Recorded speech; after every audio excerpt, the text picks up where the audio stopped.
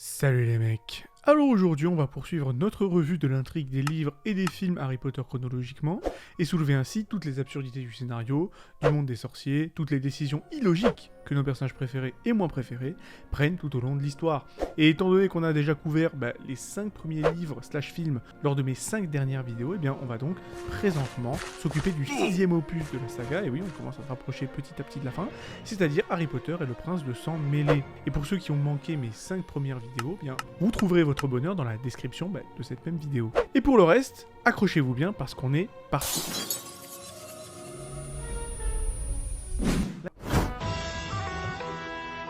Faisons donc un bond dans le passé avec la famille Gaunt, qui est, on le rappelle, la famille de Voldemort côté maternel. Les Gaunt étaient autrefois une famille prestigieuse, qui sont des descendants de Salazar Serpentard, excusez-moi du peu, mais qui ont depuis perdu leur fortune, leur statut, mais aussi leur bon sens, on le craint. Contrairement aux Malfoy par exemple, ils n'ont plus aucun pouvoir par rapport au ministère. Sachant cela, il serait logique de penser qu'ils allaient faire profil bas, afin de ne pas perdre le peu qu'il leur reste. Pourtant, quand un sorcier du ministère, nommément Bob Hodgen, vient enquêter sur cette dite famille Gaunt accusée d'utiliser la magie à mauvais escient sur des moldus et aussi de menacer Tom Jeu du Sort Senior, donc le crush de Merop Gaunt et accessoirement le futur père de Voldemort, eh bien le papa Gaunt se permet d'attaquer carrément l'officiel du ministère. Voilà, le mec ne se mouche pas du coude, et évidemment le ministère arrête donc papa Gaunt et l'envoie quelques mois à Azkaban histoire de se calmer un peu.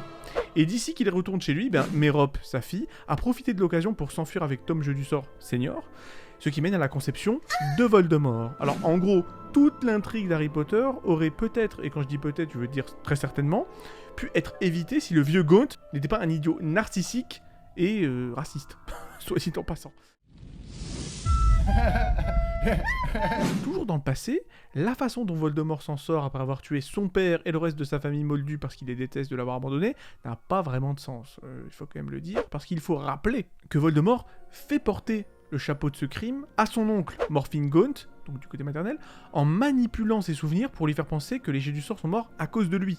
La façon dont il arrive à le faire passer pour le coupable, c'est-à-dire Morphine Gaunt, est un peu trop facile et peu cohérente. Déjà, on va commencer avec le commencement, le ministère aurait dû expliquer ce qui se passe aux autorités moldues, qui sont terrifiées parce qu'une famille reconnue et riche meurt comme ça sans raison, même après autopsie. Vu que la famille jets du sort se sont tous pris des Avada Kedavra, y a rien sur le corps quoi, ils sont juste morts. Donc effectivement, les autorités moldues ont commencé à péter un câble. Ensuite, les sorciers du ministère auraient pu vérifier la baguette de Morphine pour trouver des empreintes, ce qui leur aurait permis d'apprendre qui était le vrai coupable.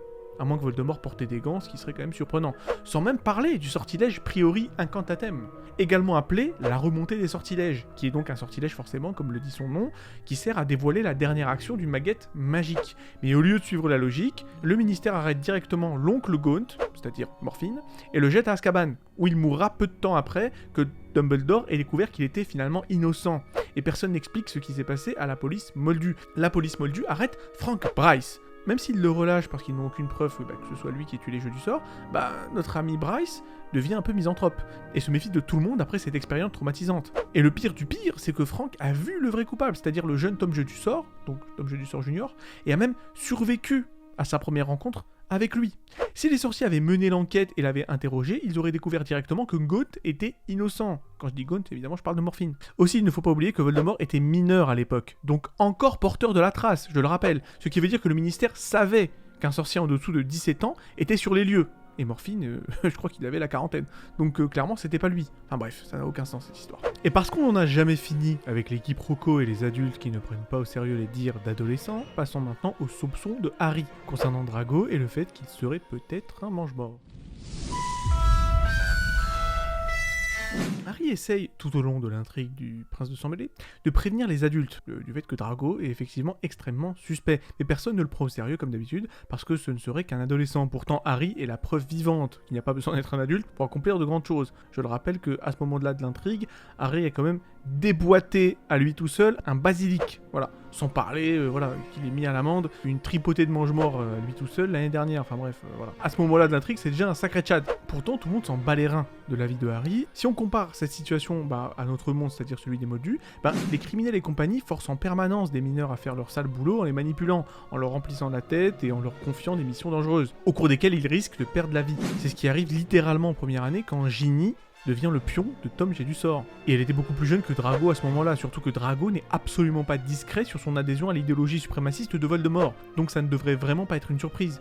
Si on y réfléchit 2 secondes, la chose la plus surprenante là-dedans, ce serait plutôt qu'il n'y ait que Drago chez les Serpentards qui travaille pour Voldemort. Mais non, Drago n'est qu'un enfant, donc c'est impossible qu'il fasse quelque chose comme ça, quoi, hein, évidemment.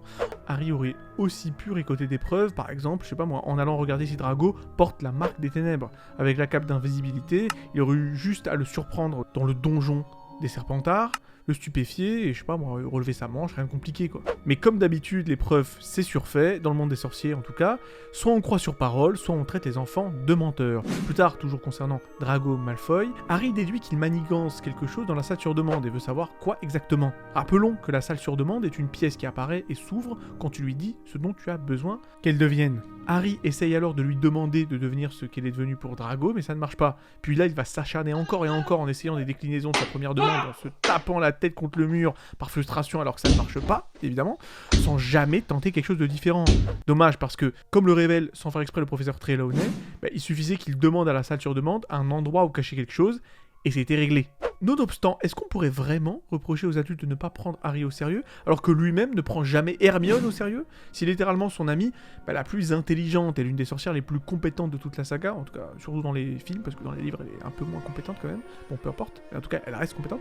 Mais il ne l'écoute jamais. Dans l'ordre du Phénix, Hermione lui répète encore et encore que Dumbledore doit avoir une bonne raison de lui faire apprendre l'occlumencie, et elle le prévient même que ses visions de Sirius doivent être un piège. Mais Harry ne fait que rejeter ses conseils, alors que la mort de Sirius et les blessures de ses amis auraient pu être évitées s'il avait juste fait confiance au cerveau du trio quand même. À ce stade, on se dit que peut-être ça lui a servi de leçon et qu'il va écouter Hermione à présent. Ben non, je le crains fort, il continue d'ignorer ses avertissements. Quand, par exemple, elle l'avertit que le livre, que le manuel de potions du prince de sang mêlé est super bizarre, parce que Harry préfère obtenir des notes faciles dans son cours de potions plutôt que de faire confiance à son amie la plus proche. Et ce fameux livre, parlons-en. Contient un nombre important de sortilèges écrits à la main sans aucune explication concernant leur utilité ou même leur effet. On s'attendrait donc, quand même, à ce qu'un élève qui étudie la magie depuis 6 ans maintenant soit assez raisonnable pour se dire qu'utiliser des sortilèges inconnus venant d'un livre douteux soit totalement imprévisible, voire carrément dangereux. Oui Harry, on parle de toi qui va essayer un sortilège inconnu dans ton propre dortoir sur ton meilleur pote. Heureusement pour lui, c'était un sortilège qui fait léviter quelqu'un par la cheville et le laisse pendre dans les airs, nommément Lévicorpus, mais ça reste quand même un peu dangereux, on va le dire. Le pire, c'est qu'il ne regarde même pas où il vise. Si ça avait été le sortilège de Sectum Sempra, Ron, on aurait pu dire au revoir à Ron, et ce, de manière définitive. Il aurait pu être gravement blessé, voire mourir. Enfin, je tiens quand même à faire remarquer que Sectum Sempra, c'est pas un sort anodin. Ce serait l'équivalent dans DBZ du Kienzan de Krillin. Et si on part dans la série Hero, ce serait plus ou moins l'équivalent de l'espèce de pouvoir bizarre avec lequel Sylar coupe des cerveaux. Je veux dire là, il s'en est fallu de peu. Après ce premier sortilège, quelqu'un de sensé et d'intelligent aurait, arrêté de vouloir essayer chaque sortilège inconnu sur ses potes et commencer à traiter le livre avec prudence, mais pas notre cher Harry. Même après qu'il ait utilisé le Sectum Sempra sur Drago, un sortilège qui était noté comme à garder pour des ennemis avant qu'il n'ait pu encore s'en servir pour manquer de tuer quelqu'un. On a encore eu de la chance. Alors, dans ce 6e opus, on apprend l'existence des Horcruxes, ces objets extrêmement importants pour l'intrigue d'Harry Potter qui permettent de séparer son âme et donc de l'enfermer dans un objet. Voilà, ou même un être vivant, pour ce qu'on sait. Bon, du coup, c'est quand même des objets super importants, puisqu'on parle quand même d'y mettre son âme. Pourquoi alors Voldemort a choisi des objets aussi évidents pour en faire ses Horcruxes? Quelqu'un pourrait me le dire? Je veux dire, pourquoi n'a-t-il pas choisi des objets qui n'avaient aucune connexion envers lui, ou même à son histoire, afin que personne ne les découvre? Même Harry a pensé que Voldemort a sûrement choisi des objets ordinaires, et les a cachés quelque part, dans des endroits vraiment super obscurs, voilà quoi. Et je veux dire, on va pas dire que Voldemort lui-même n'y a pas pensé. Si Harry y a pensé, tout le monde peut y penser. Excusez-moi du peu. Enfin bref. En plus, on n'a pas besoin d'avoir l'Horcrux sous la main pour ressusciter, donc il n'y a même pas besoin de le cacher dans un endroit accessible. Techniquement, rien n'empêchait Voldemort d'enfouir un de ses Horcrux sous 200 000 litres de ciment au fond de l'océan ou même dans l'espace. Voilà. Sérieux, quelle idée de prendre des objets rares et précieux et de les cacher dans des endroits personnels et connectés à lui. Mention spéciale à ceux qui sont cachés à Poudlard. Donc littéralement sur le lieu de vie des pires ennemis de Voldemort. Le pire du pire dans cette histoire, c'est que Voldemort ne met en place quasi aucune sécurité pour la majorité des Horcruxes parce que c'est un gros narcissique. Il pense que personne ne pourra découvrir ses petits secrets. Attention toi. Voilà, arrête. Faut pas déconner non plus, là c'est même plus de la fierté, c'est de la stupidité pure. Voldemort a beau essayer de cacher les connexions qui le lient aux Horcruxes et à leur emplacement, c'est tellement évident que nos héros arrivent à tous les trouver et carrément à retracer toute son histoire. Et toujours en relation avec les Horcruxes, parlons maintenant d'un heureux hasard qui sert bien nos héros. Je veux bien sûr parler du professeur Slughorn et de comment il se poucave lui-même concernant la discussion qu'il a eue avec Tom Jedusor à l'époque à propos de la création des Horcruxes. S'il ne voulait pas que le monde sache que c'est lui-même qui a expliqué à Jedusor comment faire des Horcruxes, il aurait simplement eu à mentir et à déclarer qu'il n'a jamais parlé de ça avec son élève.